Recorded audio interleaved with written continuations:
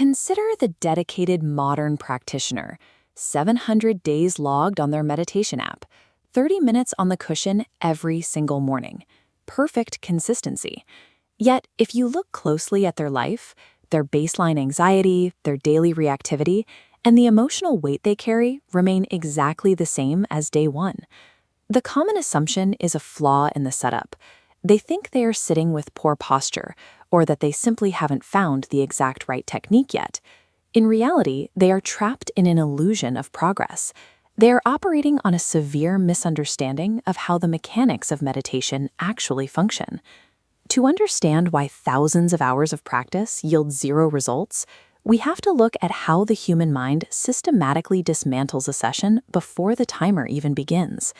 The failure usually starts hours before the practitioner actually sits down.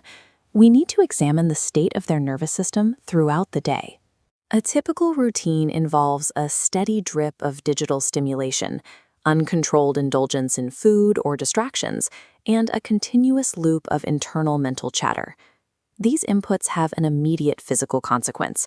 They create a tense, highly agitated body that is biologically incapable of settling down on command.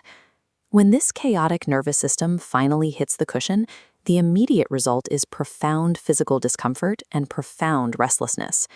To escape this intense friction, the mind deploys its first evasion tactic, treating the practice like a buffet.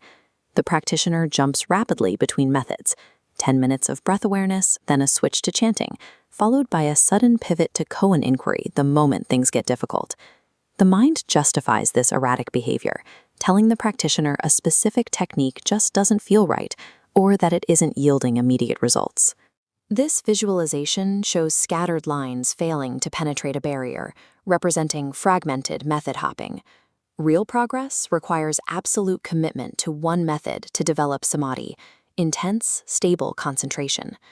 Committing to a single technique consolidates effort, finally pushing past that initial resistance. What practitioners often call exploring techniques is really a defensive evasion tactic. It guarantees that stable concentration never forms. If a practitioner manages to stop method hopping and commits to a single focus, they eventually hit the real obstacles. Sustained attention forces intense physical pain and deep emotional turbulence to the surface. The typical response is to stop the timer early. The practitioner feels agitated and concludes that their meditation is failing. That assumption is entirely backwards. The surfacing of deep desire, agitation, and emotional pain is the exact purpose of the practice. Leaving the cushion the moment they appear prevents the actual work from happening.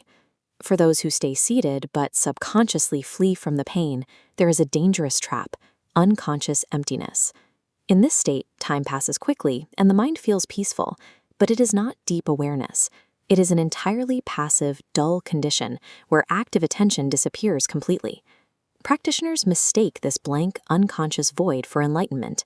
In reality, it produces zero insight and traps them in a stagnant loop indefinitely. Maintaining perfect consistency means nothing if that time is spent engaged in an endless cycle of technique hopping, quitting early, or sinking into a dull blankness. At this point, the natural response is to assume you are just lacking willpower. You tell yourself that you just need to apply extreme discipline and force your way through the pain. That is incorrect. Brute force willpower is the wrong tool for the problem. This structural blueprint illustrates a foundational load-bearing pillar. As downward force is applied, it violently buckles and fractures due to internal structural weakness. The same principle applies to your practice. Even with flawless discipline and an iron will, your physical body itself may currently be incapable of supporting deep meditation. Attempting to force mental stillness onto a body that is biologically and structurally compromised is the ultimate trap. To make real progress, we first have to address the physical realities of the practice.